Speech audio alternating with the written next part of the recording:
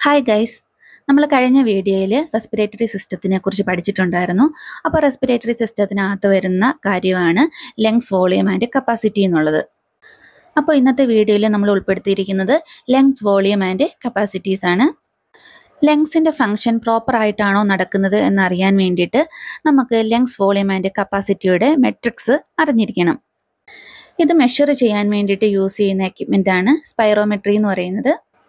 നമുക്ക് ലങ് വോളിയത്തിലേക്ക് കടക്കാം.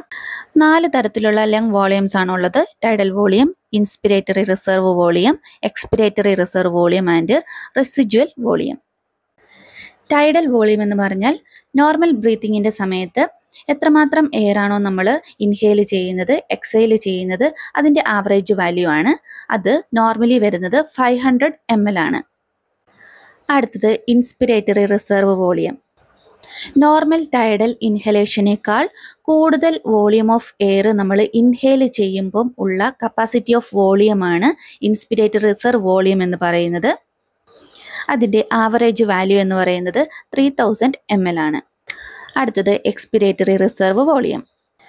Normal tidal എക്സലേഷനേക്കാളും കൂടുതൽ എമൗണ്ട് ഓഫ് എയർ നമ്മൾ എക്സേൽ ചെയ്യുമ്പം ഉണ്ടാവുന്ന വോളിയമാണ് എക്സ്പിരേറ്ററി റിസർവ് വോളിയം എന്ന് പറയുന്നത്.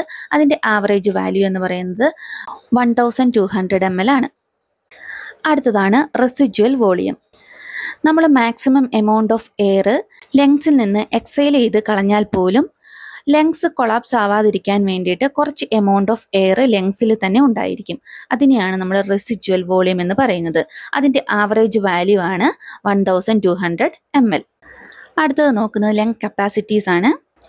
അത് 4 തരത്തിലുള്ള ലങ് കപ്പാസിറ്റീസ് ആണുള്ളത്: total lung capacity, vital capacity, inspiratory capacity and functional residual capacity. Total lung capacity നോക്കാം. ലങ്സിന് മാക്സിമം എത്രമാത്രം വോളിയം ഓഫ് എയർ ഹോൾഡ് ചെയ്യാനുള്ള കപ്പാസിറ്റി ഉണ്ട്, അതാണ് ടോട്ടൽ ലങ് കപ്പാസിറ്റി എന്ന് പറയുന്നത്. അത് കാൽക്കുലേറ്റ് ചെയ്യുന്നത് tidal volume plus inspiratory reserve volume plus expiratory reserve volume plus residual volume. അതിൻ്റെ ആവറേജ് വാല്യൂ എന്ന് പറയുന്നത് 6000 ml ആണ്. Then vital capacity. പരമാവധി എയർ ഇൻഹേൽ ചെയ്തതിന് ശേഷം പുറന്തള്ളാൻ കഴിയുന്ന വായുവിൻ്റെ പരമാവധി അളവാണ് വൈറ്റൽ കപ്പാസിറ്റി. അത് കാൽക്കുലേറ്റ് ചെയ്യുന്നത് tidal volume plus inspiratory reserve volume plus expiratory reserve volume. അതിൻ്റെ ആവറേജ് വാല്യൂ എന്ന് പറയുന്നത് 4800 ml ആണ്. അടുത്തത് ഇൻസ്പിരേറ്ററി കപ്പാസിറ്റി.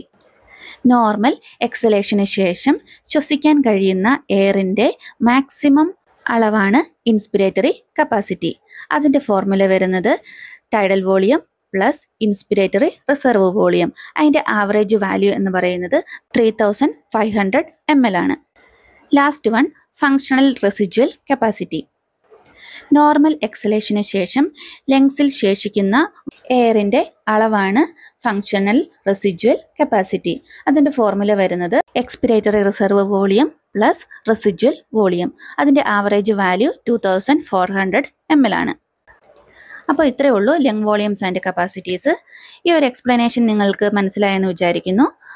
ഇതേപോലുള്ള വീഡിയോസിനായിട്ട് ചാനൽ സബ്സ്ക്രൈബ് ചെയ്യുക, ലൈക്ക് ചെയ്യുക, സംശയങ്ങൾ കമൻസിൽ കൂടി അറിയിക്കുക. താങ്ക്